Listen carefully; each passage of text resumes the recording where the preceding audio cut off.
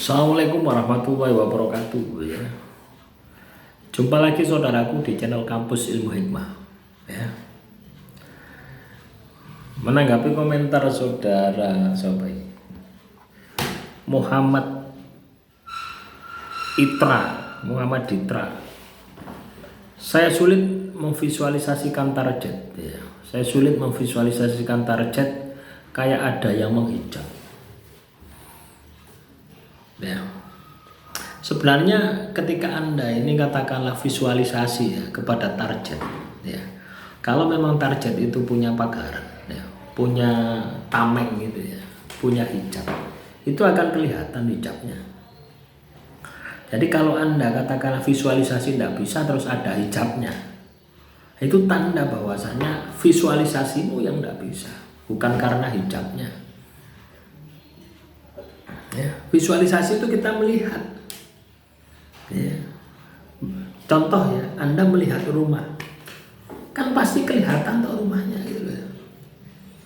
Lah soal di rumah, di depan rumah itu ada pagar, nah, itu kan juga kelihatan gitu loh. Oh ada pagarnya, oh ada temboknya, ya, tapi masih kelihatan. Ya. Nah, kalaupun itu katakanlah kotak ya, atau pagaran, itu pasti nyerang kamu. Pada saat kamu visualisasi pasti diserang, tidak mungkin tidak ya. Kalau itu ada hijabnya ya, cirinya seperti itu langsung ya. Misalnya saya pernah visualisasi ada orang curhat ya, waktu dulu ya, paling tidak 10 tahun yang lalu lah. Saya ini setiap malam ini kok tidur itu merasa dipeluk gitu, sama tinggi besar ya, pokoknya gondoruo gitu. Nah, terus saya terawang, ternyata iya, memang dia itu dipagar ya, disumbat ya, supaya dia itu tidak laku gitu. Ya.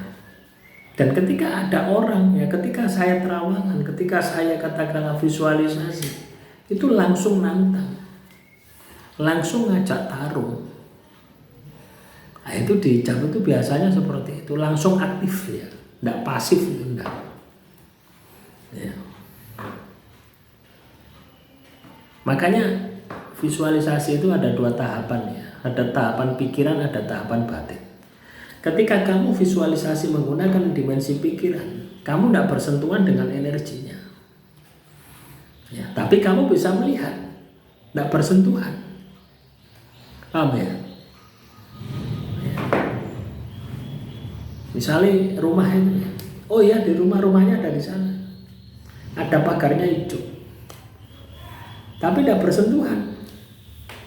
Tapi ketika kamu visualisasi sudah masuk ke alam energi ya, masuk ke alam energi, nah di situ kalau misalkan ada hijab, ada pagaran, langsung tarung dengan Anda. Yang terjadi itu seperti itu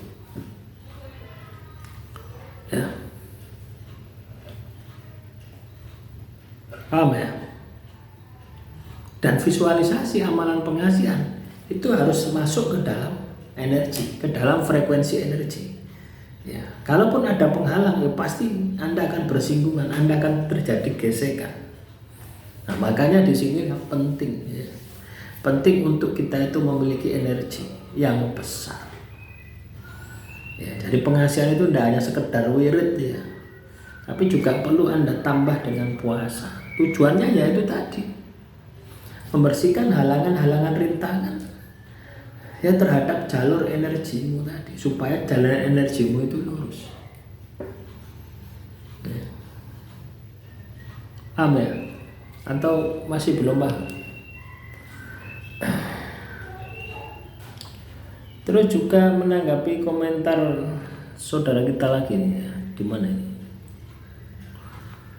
Kalau kena pengasihan dari orang lain yang punya kodam macan, baiknya apa saya lakukan Pak? Bilang ke orangnya kalau saya tahu kamu melet saya. Lah ngapain? Kamu menuduh tanpa bukti ya. saya tahu kamu lihat ya, atau diumumkan ke teman-temannya agar dia kena mental. Ya, nah, ini niatmu saja sudah jelek kok itu ya. Kalau kamu terkena gangguan sihir, pelet ya, itu solusinya puasa saja. Ngapain? Ya, puasa lakukan pembersihan. Ya, Anda puasa lakukan pembersihan. Ketika bersih, maka energi itu akan menghantam ya pelakunya, pelaku pelet tadi. Ya, jadi kamu tidak perlu keluar-keluar ya, mengumumkan, waduh si A itu loh melet saya gitu. Nah, apakah orang kamu bilang sama teman-temannya itu teman-temannya percaya? Ya, bagaimana kamu membuktikan energi? Sedangkan sampai detik ini ya, di pengadilan, ya, di kantor polisi, di kejaksaan itu tidak ada pembuktian santet sihir teluh, tidak bisa. Ya, tidak bisa karena apa? Ya memang orangnya tidak paham. Ya, kecuali polisinya punya ya, kemampuan metafisika, jaksanya punya kemampuan metafisika. Ya, ibarat Anda ya, ada teman 10, terus kamu tuduh si A itu lo ngentut, ya si A itu lo kentut, ya walaupun katakanlah si A kentut, apakah orang-orang yang ada di sekitar Anda itu percaya? Ya, bagaimana kamu membuktikan kentutnya? Anda kelihatan hanya baunya. Nah itulah tuh. Ya. Jadi jangan berpikir negatif, jangan bertindak negatif.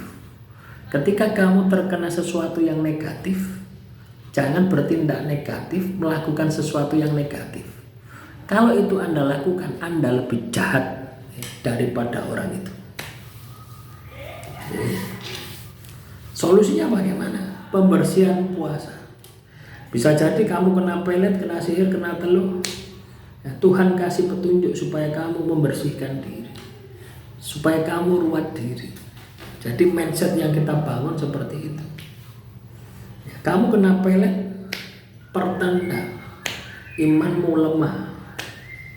Solusinya perbaiki iman dalam bentuk spiritual, ibadah dan tirakat.